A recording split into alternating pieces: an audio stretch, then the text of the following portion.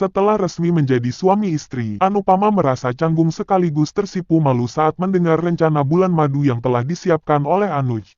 Dengan penuh semangat, Anuj bertanya apakah ia bisa menebak kemana mereka akan pergi untuk bulan madu. Anupama tersenyum kecil dan dengan penuh keyakinan menjawab, Mumbai. Terkejut dengan jawabannya, Anuj berkata, Anu, bagaimana kau bisa mengetahui hal itu?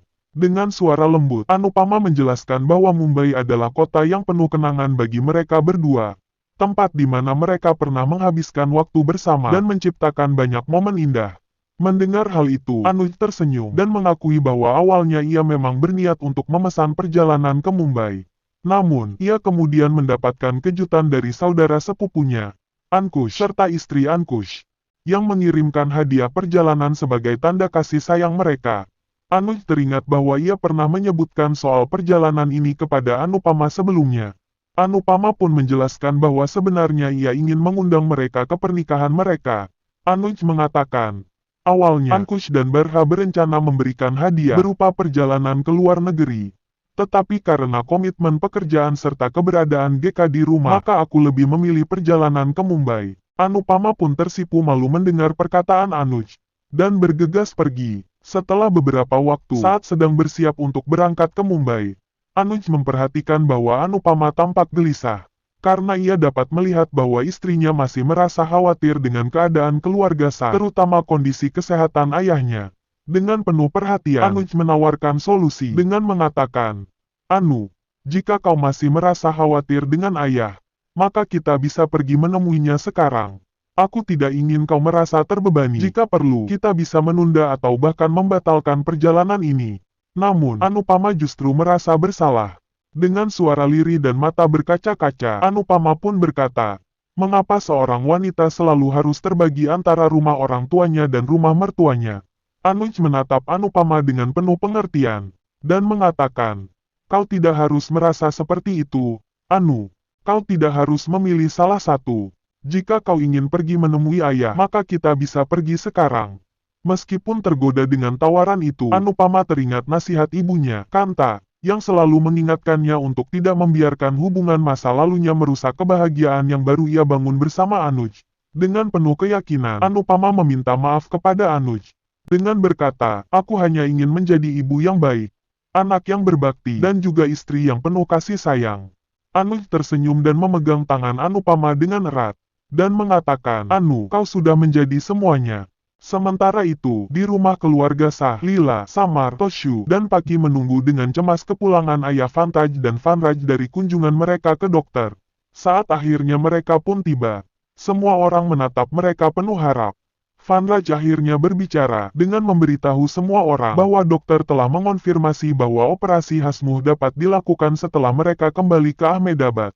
Mendengar hal itu, Hasmo segera meminta Samar untuk mengirim pesan kepada Anupama, untuk mengabarkan bahwa kesehatannya baik-baik saja, dan meminta Anupama untuk tidak membatalkan perjalanannya ke Mumbai. Saat Anupama membaca pesan tersebut, senyum bahagia menghiasi wajahnya. Dengan berkata, Samar telah memberitahukan bahwa ayah telah membaik, maka sekarang aku bisa memberikan seluruh perhatianku untukmu Anuj, dan kita dapat menikmati perjalanan ini sepenuhnya. Melihat kebahagiaan Anupama, Anuj merasa senang dan semakin romantis. Anuj pun mendekat dan mencium pipi Anupama dengan penuh cinta. Tepat saat itu, GK masuk dan melihat kemesraan mereka. Dengan nada bercanda, GK berkata, Anuj, Anu, cepatlah pergi bulan madu, dan biarkan aku menikmati waktuku sendiri bersama pacarku di rumah ini. Anuj tertawa dan menggoda GK kembali. Sesampainya di Mumbai, Anuj dan Anupama menikmati momen romantis mereka di tepi pantai. Angin laut yang sejuk, suara ombak yang bergulung, dan lampu-lampu kota yang berkilauan membuat suasana semakin sempurna. Dengan diiringi lagu Solahaya Hai Bijuria Mumbai Nagaria, mereka pun mengenang kembali perjalanan mereka sebelumnya di kota ini. Saat melihat kemesraan Anuj dan Anupama, sepasang kekasih yang duduk di dekat mereka berbisik satu sama lain, karena mengagumi chemistry kuat yang mereka miliki meskipun di usia yang tidak lagi muda. Anupama pun memeluk Anuj dengan bahagia. Sementara itu, di rumah Shah, Vanraj termenung, mengingat permintaan cerai yang diajukan oleh Kavya. Samar yang melihat ekspresi kesedihan ayahnya merasa simpati. Kinjal menasihatinya agar ia mencoba mendekati Vanraj dan menawarkan dukungan. Kinjal mengatakan, Samar, mungkin sudah saatnya kau berbicara dengan ayah dan mencoba memahami perasaannya. Namun, Samar menggeleng menolak saran Kinjal dan berkata, aku tidak bisa begitu saja melupakan bagaimana dia memperlakukan aku dan ibu selama bertahun-tahun. Bukan hanya setahun atau 2 tahun, tapi sepanjang hidup kami. Samar pun bergegas pergi. Kembali di Mumbai, Anupama dan Anuj melanjutkan honeymoon mereka dengan berdansa mesra di bawah pinggir pantai yang sejuk dan indah. Dengan diiringi lagu Hum Tumse Hua Hai Pyar, mereka menikmati setiap detik kebersamaan dan merayakan cinta yang telah mereka perjuangkan begitu lama.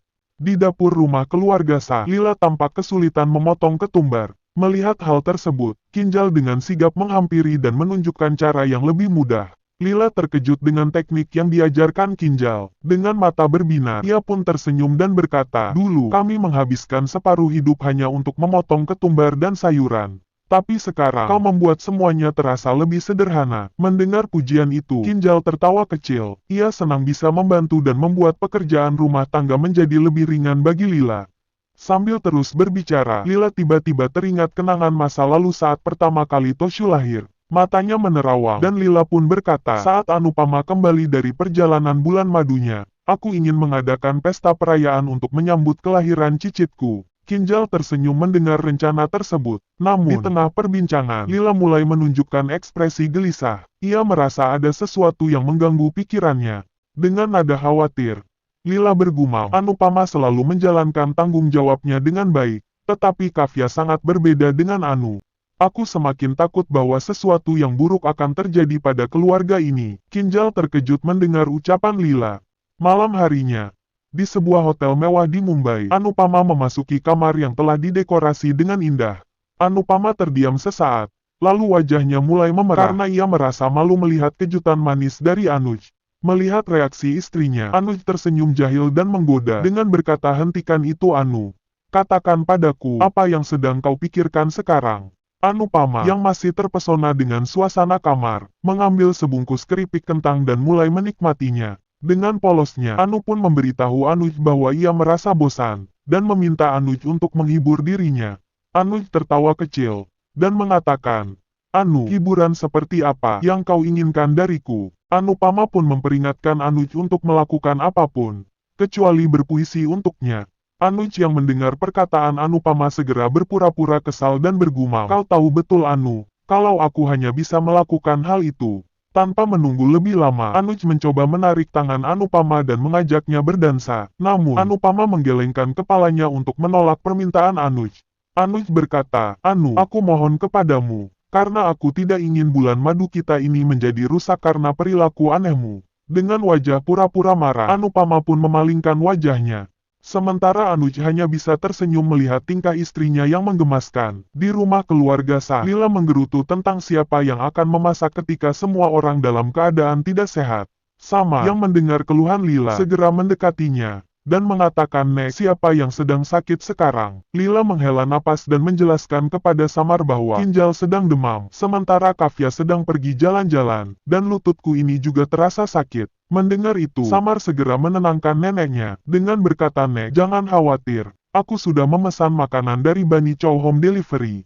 Makanan malam kita akan segera datang. Tak lama kemudian, Bani datang membawa beberapa kotak bekal dan sekaligus mempromosikan usaha barunya. Namun, suasana berubah ketika Kavya tiba-tiba pulang dan melihat makanan yang dipesan Samar. Dengan nada meremehkan, Kavya berkata, Samar, mengapa kau memesan makanan dari tempat murah seperti ini? Untung saja aku telah makan malam di Hotel Bintang 5 bersama Anirudh. Mendengar ucapan tersebut, Bani tersenyum, dan menanggapinya dengan santai. Lupakan bintang-bintang itu. Yang penting, nikmati dulu makanan lezat yang kubawa ini. Kavya berkata, aku tidak peduli Bani. Kavya pun pergi ke kamar. Samar lalu memanggil semua keluarganya untuk bergabung dengan mereka. Dan akhirnya, mereka semua menikmati makanan bersama. Setelah mempromosikan usahanya, Bani pun pamit dan meninggalkan rumah Shah. Sementara di kamar hotel, Anuj tidak ingin melihat istrinya bosan. Dengan penuh semangat, ia mulai menari mengikuti irama lagu Aye Meredil Tu Gayeja. Melihat tingkah Anuj yang begitu menggemaskan, Anupama akhirnya tertawa dan ikut menari dengannya. Setelah selesai menari, Anuj dan Anupama pun tertawa terbahak-bahak. Anuj segera mengambil sebuah bungkusan dan memberikannya kepada Anupama. Dengan tersenyum jahil Anuj mengatakan, "Anu, hadiah ini untukmu. Aku ingin kau mengenakannya malam ini." Anupama menatap bungkusan itu dengan bingung. Anu membukanya perlahan hadiah itu, dan terkejut saat melihat isinya sebuah gaun tidur yang cantik dan elegan. Namun, bukannya merasa senang, Anu justru menjadi gugup. Tanpa banyak bicara, Anu membawa gaun itu ke kamar mandi dan segera menelpon sahabatnya, Devika. Devika mengangkat telepon dari Anu. Anu segera mencerca Devika karena telah memilihkannya gaun tidur. Devika tertawa mendengar cercaan Anu, dan segera mengakuinya. Devika berkata, "Anu, tentu saja aku yang memilihkan itu untukmu. Karena aku tahu bahwa kau butuh sesuatu yang spesial untuk malam ini." Mendengar pengakuan Devika, Anupama terdiam sejenak. Dan dengan terbata-bata Anu mengatakan, "Tapi Devika, aku belum pernah mengenakan pakaian seperti ini seumur hidupku." Devika pun memaksa Anu untuk tetap memakai gaun tidur itu, dan memintanya untuk menikmati malam spesialnya bersama Anuj. Meskipun masih merasa sedikit ragu, Anupama akhirnya memberanikan diri untuk mengenakan gaun tidur tersebut. Anuj yang sudah berganti pakaian lebih dulu, duduk dengan tenang di tempat tidur sambil menunggu Anupama keluar dari kamar mandi. Ketika akhirnya Anupama melangkah keluar dengan mengenakan gaun tidur pilihan Devika, Anuj terpesona melihat kecantikan Anupama. Tanpa sadar, Anuj mulai membacakan puisi cintanya untuk Anupama. Mendengar puisi tersebut, Anupama pun tersipu malu. Pipinya memerah dan ia menundukkan wajahnya dengan canggung. Melihat istrinya yang tampak begitu anggun, Anuj tersenyum lembut dan mengulurkan tangannya untuk mengajaknya berdansa. Diiringi alunan lagu Mererang Mirang Newali, mereka mulai berdansa dengan penuh kemesraan, dan menikmati setiap momen kebersamaan mereka yang begitu istimewa.